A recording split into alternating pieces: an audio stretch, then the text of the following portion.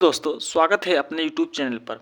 बच्चों आज मैं बात करने वाला हूँ एक छोटी सी और प्यारी सी क्लास में जीके जिसका वो टॉपिक जो कहीं ना कहीं सभी प्रतियोगी परीक्षाओं में पूछे जाते हैं।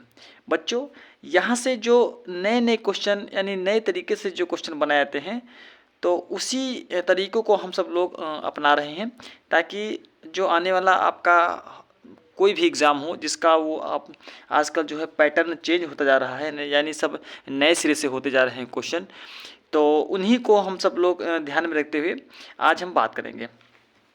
तो चलते हैं बच्चों, बात करते हैं कुछ साड़ी के बारे में कि जैसे कुछ की यानी छपाई कहाँ की क्या है, पेंटिंग कहाँ की क्या है, ठीक है, छपाई, तो ये सब जो है आज हम बात करेंगे इस वीडियो में।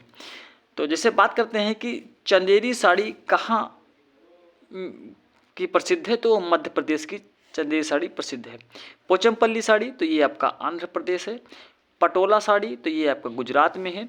और नौवरी साड़ी तो ये आपका भैया महाराष्ट्र में है। और बोमकाई साड़ी तो ये आपका उड़ीसा में है। और कोन रोड साड़ी तो ये आपका तमिलनाडु में है। और जामवार साड़ी ये आपका जम्मू कश्मीर में है। आपको बता दें कि इतना अगर आप कर लोगे तो भैया काम बन जाएगा, ठीक। तो अब जो है चलते हैं दूसरे पॉइंट की ओर। भोपाल में 3 दिसंबर 1984 में क्या हुआ था, मिथाइल आइसोसाइनाइड गैस का एक रिसाव हुआ था, जिसमें जो है कहाँ पर कौन सी गैस थी, तो यूनियन कार्बाइड थी। कौन थी? यूनियन कार्बाइड, ठीक। शून्य बजट प्राकृतिक कृषि यानी कहाँ पर हुआ, तो ये आपका कर्नाटक में, ठीक है। कहाँ पर? कर्नाटक में। लोगन पश्चिम ये आपका अफ्रीका में है। और कोनूक तो वेनेजुएला में। मिल्पा ये मैक्सिको में है। चेना श्रीलंका में है। तमराई आपका थाईलैंड में है। और झूम जो है ये असम है। अब बता दें बच्चा कि जो भी आपका सारी जो ये आपकी खेती थी हस्तांतरित खेती, इस सभी पॉइंट को क्या कहते हैं? हस्तांतरित खेती। तो ये किस किस राज्यों में हुआ या किस किस देश में हुआ, तो ये सब जो है हम अभी आपको बताए हैं। जो एक पूछा गया था मिल्पा, ठीक है, तमराई भी पूछा गया था, और चेनास पिछली आरओ में क्वेश्चन ये उठा था, तो वहीं से जो है क्या किया कि एक दो और इम्पोर्टेंट जो है क्वेश्चन उठाया, ताकि जो है हो सकता है कि आपकी बात जो आरओ का पेपर कैंसिल हो गया था तो वो जो है पूछा जा सके। तो वही जो है भैया क्वेश्चन छाट के लाए हैं ताकि आपको जो है इतने से पढ़ने से भी काम बन जाए। कलिका पुराण ये क्या है? शाक्त धर्म है। क्या है? शाक्त धर्म। अब बच्चा बात करते हैं कुछ यानी कॉन्स्टिट्यूशन के बारे में, जैसे कि समता का अधिकार ये 14 से 18 आर्टिकल है। स्वतंत्रता का अधिकार यानी 1922 तक ये आर्टिकल है।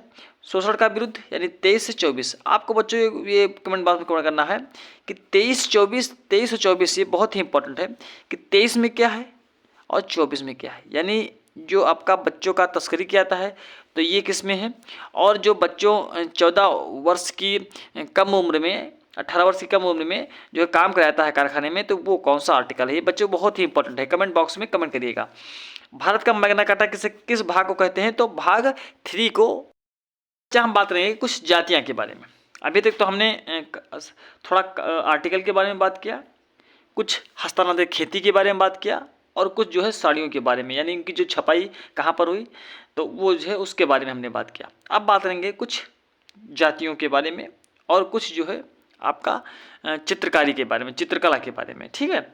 बात करेंगे कि थारू जनजाति जो एक हिंदू धर्म को मानती है। किसकी? हिंदू धर्म को मानती है।